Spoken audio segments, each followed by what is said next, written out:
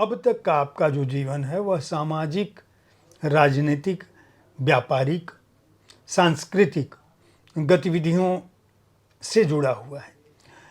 ऐसी क्या आवश्यकता पड़ी कि इतने लंबे, इतने विशद और इतने महत्वपूर्ण भूमिकाओं के बावजूद आपको लगता है कि कहीं न कहीं कोई कमी रह गई है, जिसे पूरा करने के लिए आप इस पुस्तक को लेकर आए हैं और इस पुस्तक के अलग-अलग अध्यायों में आप इस बात का प्रयास करते हैं, आपने इस बात की कोशिश की है कि दरअसल जो भारत है, स्वतंत्रता के समय जो उसका स्वप्न था, उसको हमने हासिल नहीं किया है।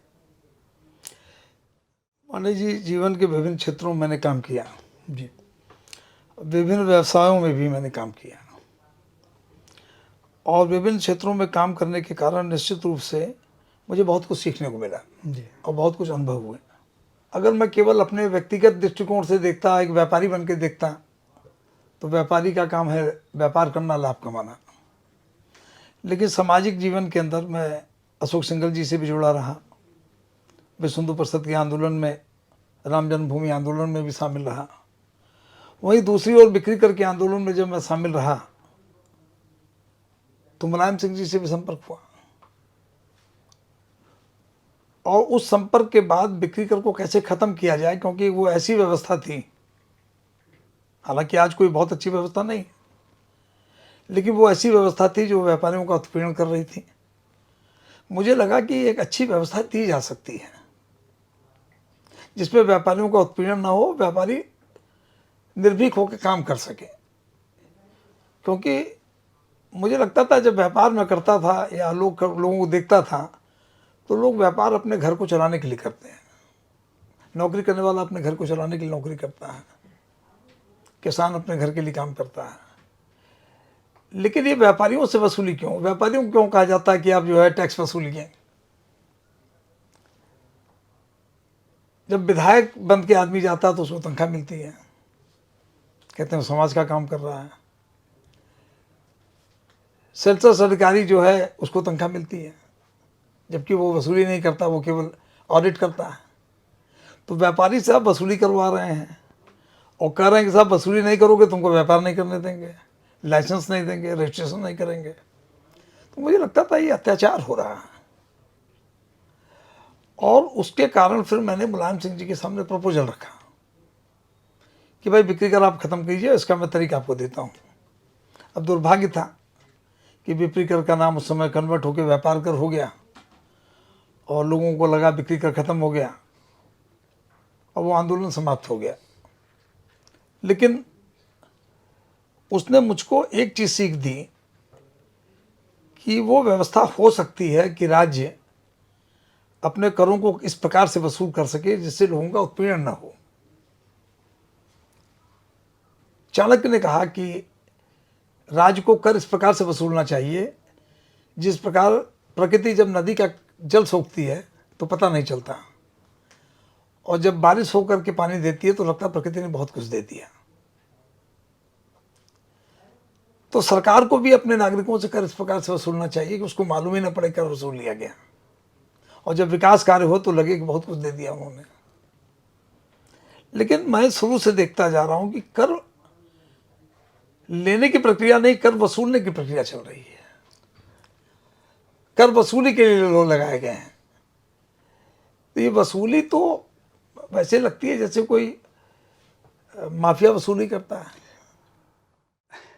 आप क्या कर व्यवस्था के खिलाफ हैं?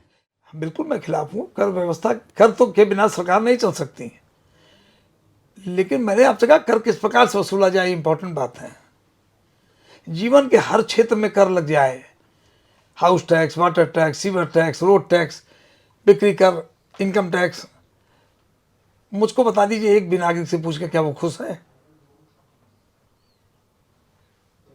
और फिर करों को देने का, कर जब सरकार लेती है ना, सरकार ट्रस्टी की भांति काम करती है। हम अपने ट्रस्ट में उसको पैसा देते हैं, हमारे मेहनत की कमाई है। लेकिन वो ट्रस्ट टूटता हुआ दिखाई देने लगा इन 70 सालों में, कभी कम कभी ज़्यादा। उसका बंदरबाट होने लग गया, तो हमको लगता है कि हम जो ये टैक्स दे रहे हैं इसका दुरुपयोग हो रहा है। तो टैक्स किस प्रकार से वसूला जाए और टैक्स का खर्च कैसे किया जाए, ये दोनों इंपॉर्टेंट सब्जेक्ट हैं। तो इसको जानने का प्रयास जब किया मैंने, तो मुझे बड़ा अनुभव हुए, ज्ञान हुआ। फिर मैं ट्रैक्टर के काम से जुड़ा था, किसानों के खेती के सामान बेचा करता था शुरू में, तो किसानों से मेरा साक्षात्कार बहुत होता था, कई साल तक मैं जुड़ा रहा। तो मेरी आदत थी, मैं किसानों से पूछता था उनकी परेशानियों के बारे में। ट्रैक्टर का लोन लेता था किसान, तो उसके पास ज़मीन नहीं होती थी,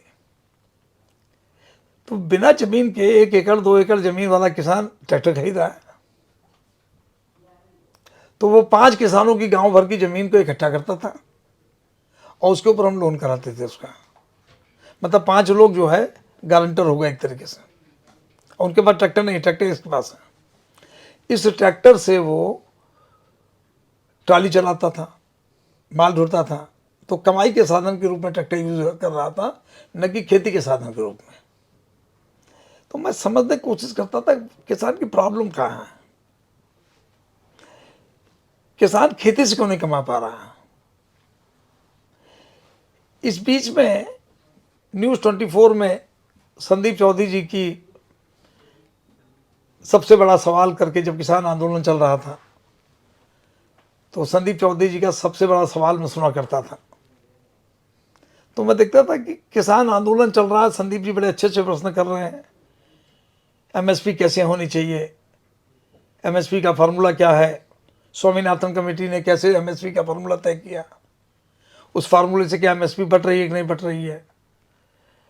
किसान नेता भी आते थे, अर्थशास्त्री भी आते थे, लेकिन सब लोगों ने समस्याओं की बात की, एमएसपी क्यों नहीं मिल रही है, एमएसपी नहीं मिल रही है। एक भी व्यक्ति मुझे ऐसा नहीं दिखाई दे जो ये बताता था कि एमएसपी मिले कैसे। अब मुझको भी लगता था कि भाई सरकार है, मिनिमम सपोर्ट प्राइस अपने लिए तो डिक्लेयर कर सकती है कि हम इतने रुपए में माल खरीदेंगे, लेकिन जो दूसरा आदमी है, बाहरी आदमी है, परचेजर है, उसको आप कैसे फिक्स कर सकते हैं कि तुमको इतने में खरीदना पड़ेगा। बेचने वाला किसान, खरीदने वाला आप दोनों के बीच में समझौता हुआ, एक चीज़ हम 2000 में खरीदेंगे, तो अब आप कैसे बात कर सकते हैं नहीं तुमको 3000 में खरीदनी होगी। तो सरकार तो 3000 दे सकती थी, लेकिन सरकार तो 20%, 30%, 25% माल खरीद सकती है, सारा तो खरीद नहीं सकती। तो एमएसपी दे कैसे। अब किसान कहता है मुझको एमएसपी चाहिए, उसकी गारंटी चाहिए। बात किसान की भी सही है, प्रॉफिट चाहिए उसको। एक रिपोर्ट के अनुसार 2000 से लेकर 2016 तक 45 लाख करोड़ का किसान घाटा दे चुका है। तो किसान को फायदे में तो आना चाहिए, और फायदे में आने का तरीका है कि उसकी फसल का मूल्य उसको मिलना चाहिए। तो फिर मैंने स्टडी करनी चालू की कि किस प्रकार से किसान की समस्या हमका सलूशन दो। तो मुझे लगा समस्याओं की खाली बात करने से, आंदोलन के माध्यम से, सरकार को प्रेशर बनाने से समस्याओं का सलूशन नहीं हो पाएगा। बहुत सारी समस्याएं हैं, इनके सलूशन के लिए समाधान प्रस्तुत करना पड़ेगा।